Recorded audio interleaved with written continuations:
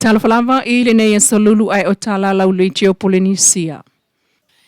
Lana maua sa tātou a manoe whaatala noa ai ma le minista wa onga le fionga ai ono Alec Eke Roma. I se taunu unga o le lato whai ngā malanga I saina a wā se sao I le atina ina o le mitanga luenga wa onga a Samoa. O le malanga I saina na matatu na I le Jensu province I saina. Mato wo e baba aia e fōine e me o TVET o le flataku technical and vocational training. Fōine e whaipa anga ai e lea fō I nā I le Jensu province provincial governments matako NUS. Ia fōngi o masaini le provincial mela le sasani mai e fō I le province ma lea fō ma lato TVET institute na I na I tato whaipa anga matako NUS. Ia malis foi me o museum sa matu fo ia na tenge fo ia na ile no matu ma le principal o le o mi tatu museum la ngo le fia develop fo tatu museum services matu malanga fo I male ia fionga ia cho pepe ma mo ia na tele o deputy CEO ma le ACO le governance ia e fo ni baba ai fo ila so swani mai ia tal sang I say na so swani mai le development o tatu fa ia onga Tau wanga nga build le capacity o tato whaia onga. Ona ea fo i le lava tamu whai fo i le ia wha le leia ia tato numeracy, mo le matematika, mo fo I mal whaitau tusi, mal literacy. Ia mal mamrama fo I le fo ngei tuistu singa fo I le ngati wha Samoa, wha pena fo wha Britania. Sa tau sangaina fo I la soni mai ni whaia onga e o mai. Whaia onga lana e mai fo le e whaia tatu workshops, seminars, again e build ai le capacity o tatu whaia onga. La fo I lava pe o mai whaia onga fo le musika, ia ma whaia onga fo I lava e fo ne sasoni mai I tatu matematika. O le musika la to I o le international language tatu we tau le ale le wha palangi e le a fo ne le wha inglisi le whaia onga ia o le music la ko ia e whaianga teach fo I le whaianga e fo ina teach le music. Mbaba ai fo I la ia ina I se fo I kolisi Kwantong province ma again o le mo tau TVET I tamaiti lai wa fo ngea o nga vo le e wha lele mo drones. If you are ia tamaiti wha felele solo ia whaingo drones ia atonu fo ia tau fo ia intako se sawe ai o lai fo I ma robots I tele fo I la ia tamaiti o la fo ia o ngal whainga mo robots me fa pena e fo nge interesting fo ia tātou na ngā mea ai a tonu ele I o stemi e whainga tātou robots a tonu o le mele concentrate e tātou ia o le foundation knowledge me fo I la matumai la o ngā mata tau nga wha maru sia ina I le whaitau pusi tamatiti mal whainga mela ai le yo ora ilunga mela le AI male a mo robots artificial intelligence robots I wai ya fo e tau nga le whaitau pusi tamatiti programa whaiaina whaitau phone ma whaia me ka o artificial intelligence fo le ma technology Le minista wa onga le fionga ai ono Alec Eke Roma. Ma se vaenga o le lanto whai ngā malanga I saina awa se ai mo Samoa. Ele ni wha maunga mtanga luenga o leo Samoa. O ni masalonga tau soli tu la fono fuala au wha saina I Samoa a li I Samoa e totolu leo lo lau manu ia mai ngoa le wha lawe le tunu o Vietnam. Talu mai le stofi o le vaya sona te nei. O le whailo ingal komsina o le teiminei al mtanga luenga o leo le atawa Samuel uafa msanga ma le vasenga o Tustala. Ile ansona nafina ia sauno ai ele aini tūlanga ma salomia o ia o ingoa na I wha o mau ngā leo. Peitai.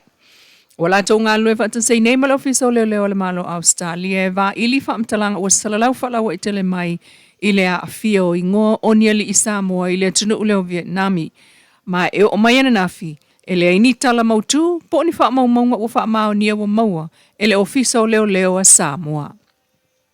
Inisi o tala, ua whetaui le sau o le li o Samuelu le au I tua I le taimi e la wailo na whaasalanga, I le aso lua le vai asa nei lua o no me, ma le umai foi o le taimi o lona whaasalanga whaafale pui pui.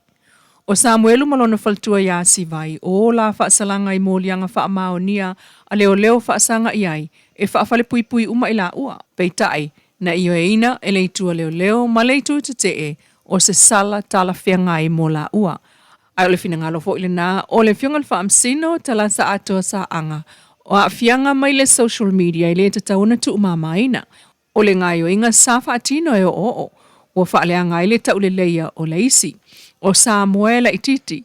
O a fianga ele ngata i Samoa nei. Ai ole whaamanu ai o ila tau na a fia. O a fianga ole ngata i le tangata taito tasi. Ai o la tau ainga ma whanau. O molianga le whaaso e sao Samuelu. O le whaasalanga e whātau sanga whalepui. Molianga le whaaliu e so le amio tono le whaamsinonga. E se fulu lua ma sina whalepui e tuli ese. O le avatu o tala se i leo. E lua ma sina whalepui. Tala tau whaaleanga e tolu ma sina le whalepui. Le whaasalanga mawalunga e 5 tau sanga. Peitai. Na amata le whaatatau le whaamsinonga. Mo Samuelu i le lua tau sanga. O le whaaso e sa e lua tau sanga. O lana soli tu la fono mua le luafe se fulu. Sifulu ono tau sanga taluai. Lua sulfitu masina. Ava ese le tolu se fulu pasene. Tu sole se fulu 5 masina. Ava ese le lua se fulu pasene o tu langa le lei. Se fulu lua masina mo le whaaso e sa. Tuli whaatasi. Whaapopo i ele se fulu lua masina whaafale pui. I le su engole a mio tonu. Tu sama le lua se fulu wha masina i le fale pui. Whaapopo i ele lua masina o tala se e tuli ese. O na lua sifulu ono e leo masina whaafale pui o Samuelu. Tala tau wha se tolu masina. Wha mawina le taimina tau fiai mai le aso sifulu ono i anuali lu olua wha. Le aso lua ono o me lua olua ono. Tusa ma le lua valu masina. Masa aloto mai e loa Samuelu. Le aso na nafi. Ina ua mama i lava lona taimi whaafale pui le umilena no fo tau fiai. E whaatali le whaai unga wana nafi. Ai mta upula valea, o lona whaletua ia si vai kepi, i molianga e whai le whai o tala se, e tolu masina whaafale pui. O si vai olo o iei wha maunga mua, o lona so tanga i whala au wha asaina, ia ai olo o iei foi, o nei tūlelei, i le tau singa o lona ainga. Sa tau fia, mai ai anuali lua olua wha, ia me o le lua olua wha, e wha masina, ua mamai foi lona taimi whale pui, ele taimi lena no fotao fiai. O le sunga Lisa Schmidt, na whaamao ni ala molianga i tasi o le saini le ofisa o leo. Matalo sa ngaila na lawyer e discharge without conviction, whaale au ngaina le molianga matali el whaamsino. O le mafua anga, na whaanga senga sea Lisa sa alu le whare mai, ai le se tusi whaamao ni a mai le fo mai na avane. Mulmuliane na ua malo si alu lo le whare mai avane le pepa mai. Matali ai e leo. E vai aso mulmuliane whaile molianga leo e pe un whaamauni ai lona le saini.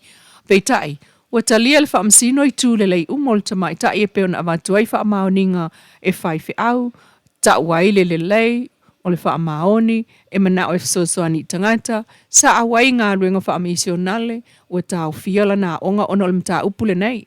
Sa fua le wa ai le whaamsino i nai tu uma, ma ua le whaamawina ai le soli tu la fono ua whaapawhala, vanga na ai lona tutongi o le tolu se lau tala o le tau o le whaamsinonga. Tala nā lau le tiopuleni sia manuia tau o le manga o le neia so Lulu.